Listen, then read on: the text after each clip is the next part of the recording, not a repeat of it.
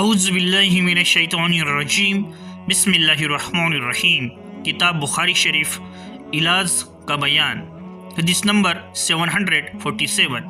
حضرت ابو ہریرہ رضی اللہ عنہ نے کہا کہ نبی کریم صلی اللہ علیہ وسلم نے فرمایا، اللہ تعالیٰ نے کوئی ایسی بیماری نہیں اتاری جس کی شفا پیدا نہ کی ہو۔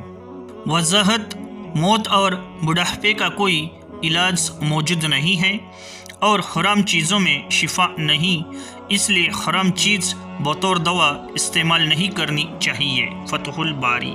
حدیث نمبر 748۔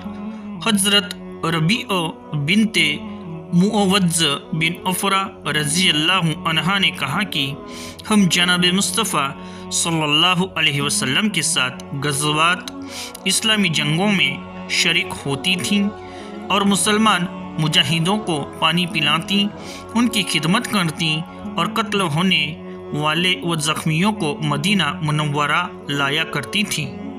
وضاحت: عورتیں جہاد میں شریک ہو کر زخمی لوگوں کی تیمارداری اور مرہم پٹی وغیرہ کی خدمت انجام دیتی تھیں، مگر اس حالت میں بھی پردہ کے بدنی حصوں کا پردہ ضروری ہے۔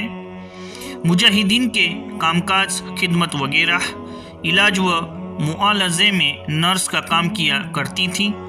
ضرورت ہوتی تو ہتھیار لے کر کافروں سے مقابلہ بھی کرتی تھیں۔ حضرت خولہ بنت عذور رضی اللہ عنہا کی بہادری مشہور ہے کہ کس قدر عیسائیوں کو انہوں نے تیر اور تلوار سے مارا۔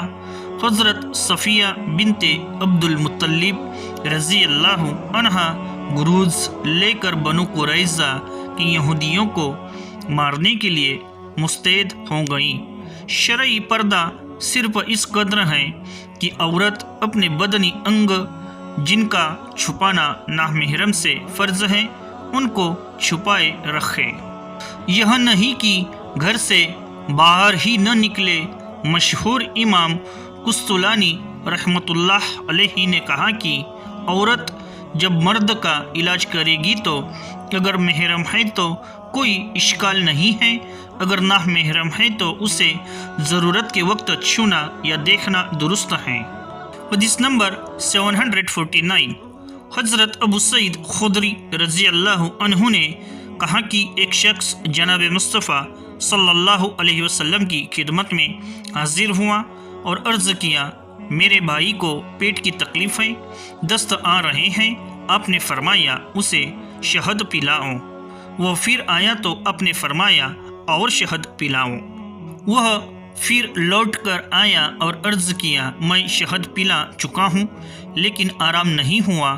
آپ نے فرمایا، اللہ تعالیٰ نے سچ فرمایا ہے، شہد میں شفا ہے، لیکن تمہارے بھائی کا پیٹ جھوٹا ہے، اسے شہد ہی پلاؤ۔ چنانچہ اس نے پھر شہد پلایا تو وہ تندرست ہو گیا۔ وضاحت: علاج کی دو قسمیں ہیں، ایک موافق چیز سے علاج اور دوسری مخالف اور وپریت چیزوں سے علاج۔ حدیث میں موافق چیز سے علاج ہے، اس میں اگرچہ شروع میں روگ بڑھتا نظر آتا ہے لیکن فاسد مادے کے نکل جانے کے بعد مریض تندرست ہو جاتا ہے۔ ایسے ہی منتخب حدیث جاننے کے لیے ہمارے اس چینل کو سبسکرائب کرے، لائک کرے، کمنٹ کرے اور زیادہ سے زیادہ شیئر کرے۔ آپ کا موٹیویشن ہمارے لیے بہت ضروری ہے۔ اللہ تعالیٰ دین اور حدیث سمجھنے کی نیک توفیق دے۔ قرآن، حدیث اور بچوں کو دین سکھلانا ماں باپ کا فرض ہے۔